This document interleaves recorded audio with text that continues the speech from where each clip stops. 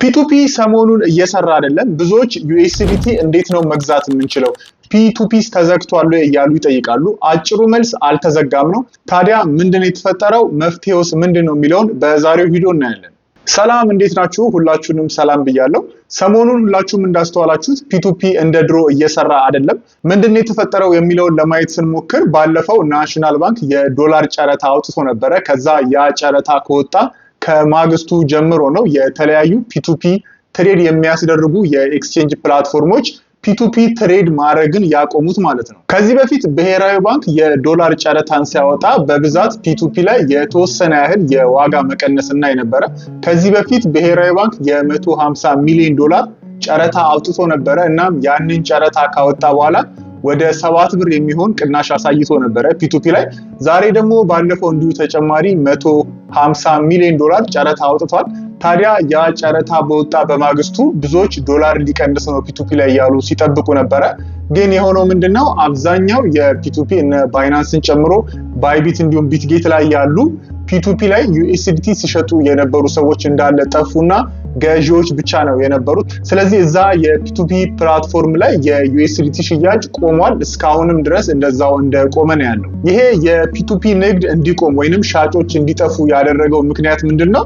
የዶላር ሽያጩ በተደረገ በማግስቱ እነዚህ ፒቱፒ ትሬድ የሚያስደርጉ ኤክስቼንጆች ባይናንስ እና ባይቢት በተመሳሳይ ሰዓት ሁለቱም አንድ ዩኤስዲቲ ዶላር መሸጥ ያለበት ከባንክ ሬት ከ8% በላይ መብለጥ የለበትም ብለው እዛ ላይ ሊሚት ያስቀምጣሉ ማለት ነው። ይሄ ማለት ባንክ ላይ 148 ብር የሚለውን ይዘው እዛ ላይ 8% ሲጨመር ወደ 160 ብር ይመጣል።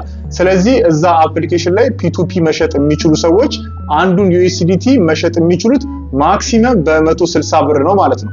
ከ160 ብር በላይ መሸጥ የሚፈልግ ሰው አይችልም ማለት ነው። ለዚህ ነው ብዙዎች እዛ ላይ የሚሸጡ ሴለሮች አንዱን ዩኤስዲቲ በ160 ብር አያዋጣንም ብለው ስላሰቡ ወይንም መሸጥ ስላልፈለጉ ምንም የመሸጥ ማስታወቂያ አያወጡም። ስለዚህ ሁሉም መሸጣቸውን አቁመዋል ማለት ነው። ባይቢት ላይም ባይናንስ ላይም። ለዚህ ነው ገብታችሁ ባይ የሚለው ላይ ብትገቡ ማንም ለመሸጥ ፈቃደኛ የሆነ ስለሌለ መሸጫ ላይ ምንም አይነት ማስታወቂያ አታዩም ማለት ነው።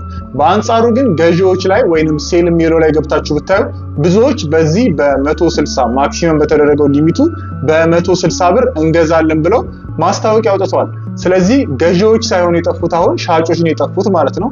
ሻጮች የጠፉበትን ምክንያት አፕሊኬሽኑ ከ160 ብር በላይ መሸጥ አትችሉም ስላላቸው ነው ማለት ነው። ብዙ ሰው ፒቱፒ ትሬድ የሚያደርገው ባይናንስ እና ባይቢት ላይ እንደሆነ ይታወቃል። ታዲያ ባይቢትም ባይናንስም በአንዴ በተመሳሳይ ሰዓት ነው ይህንን ህግ በማውጣታቸው ምንም አይነት የፒቱፒ ትሬዲንግ የቆመው ማለት ነው። ከዛ ሰዎች እንዳማራጭ ወደ 3 ፕላትፎርሞች ላይ ሄደው ነበረ ፒቱፒ ትሬድ የሚያደርጉት።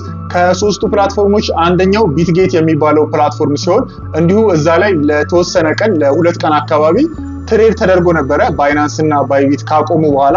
ከዛ በኋላ ግን በሶስተኛው ቀን ቢትጌትም በተመሳሳይ እንደነ ባይቢት እና እንደ ባይናንስ ከባንክ ሬቱ ከ8 ዶላር በላይ መሸጥ አትችሉም ብሎ ተመሳሳይ እርምጃ በመውሰዱ እዛም ላይ ሻጮች ጠፍተው ገዢዎች ብቻ ነው ያሉት። ስለዚህ ቢትጌት ላይም ቆሟል ማለት ነው።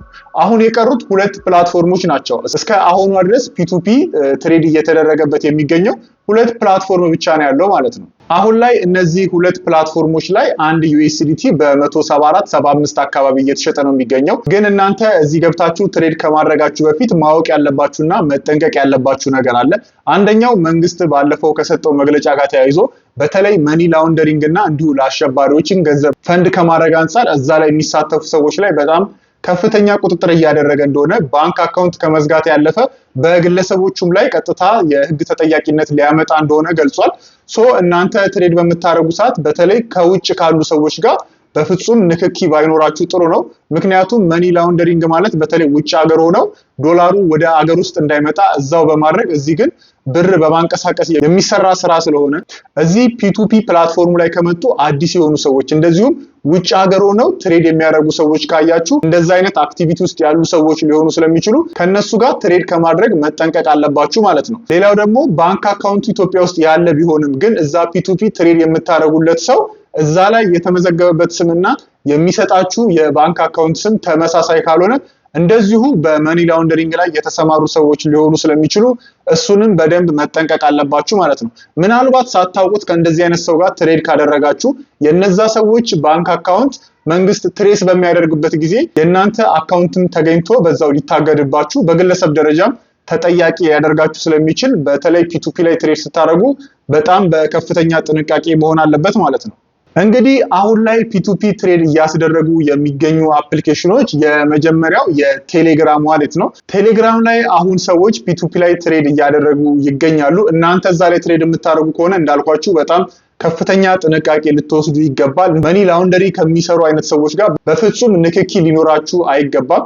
እንደዚሁ ደግሞ ቴሌግራም አፕሊኬሽኑ በተለይ ከባይናንስ እና ባይቢት ላይ የለመዳችሁ ከሆነ ትንሽ ለየት ያለ ስለሚሆን መጀመሪያ እሱን በደንብ ማወቅ ይጠበቅባቸዋል። ሌላው ሁለተኛው አፕሊኬሽን ከባይቢት እና ከባይናንስ ጋር የሚመሳሰለው የክሪፕቶ ኤክስቼንጅ ፕላትፎርም የሆነው MEXC የተባለው ፕላትፎርም ነው። እዛ ፕላትፎርም ላይ እስካሁን አካውንት የሌላችሁ ካላችሁ ሊንኩን ዲስክሪፕሽን ስራ አስቀምጬላችኋለሁ። እሱን ሊንክ በመንካት መመዝገብ ትችላላችሁ። እሱን ሊንክ ነክታችሁ ስትመዘገቡና ፒቱፒ ላይ ትሬድ ስታደርጉ $10 ቦነስ አለው። እንዲሁም ክሪፕቶ ፊውቸር ሞክራለሁ የምትሉ ከሆነ የተወሰነ ታስክ ሰጥቷችሁ ከዛ በኋላ እስከ $5 እና $10 ይሰጧችኋል። ያንን ዶላር ተጠቅማችሁ ትሬድ ማድረግ ትችላላችሁ ማለት ነው በእነሱ ገንዘብ። እንደዚሁ ደግሞ ከሰሞኑ በቴሌግራምም በተለያየ ኮሜንት እየመጡ ዶላር ልግዛችሁ፣ ዶላር ልሽጥላችሁ የሚሉ ሰዎች ካሉ ከነሱም በፍጹም መራቅ ይኖርባችኋል። ምናልባት ገንዘባችሁን ልትጭበረበሩ ስለምትችሉ። እንደዚሁ ደግሞ ፒቱፒ ላይ ትሬድ ስታደርጉ በጣም መጠንቀቅ አለባችሁ። በተለይ ውጭ ሀገር ካለ ሰው ጋርና የአፕሊኬሽን ስሙና የሚልከው የባንክ አካውንት ስም አንድ አይነት ካልሆነ ሰው ጋር በፍጹም ትሬድ ማድረግ አይኖርባችሁም ማለት ነው። ፒቱፒ ላይ ትሬድ የምታደርጉ ሰዎች በራሳችሁ ሙሉ ኃላፊነትና በከፍተኛ ጥንቃቄ ልታደርጉ ይገባል ማለት ነው። የዛሬው ቪዲዮ ይህን ይመስላል። በቀጣይ ቪዲዮ አገኛችኋለሁ። ሀሳባችሁን ኮሜንት ላይ አስቀምጡልኝ። እንዲሁ አዲስ የሆናችሁ ካላችሁ ሰብስክራይብ ማድረግ ትችላላችሁ።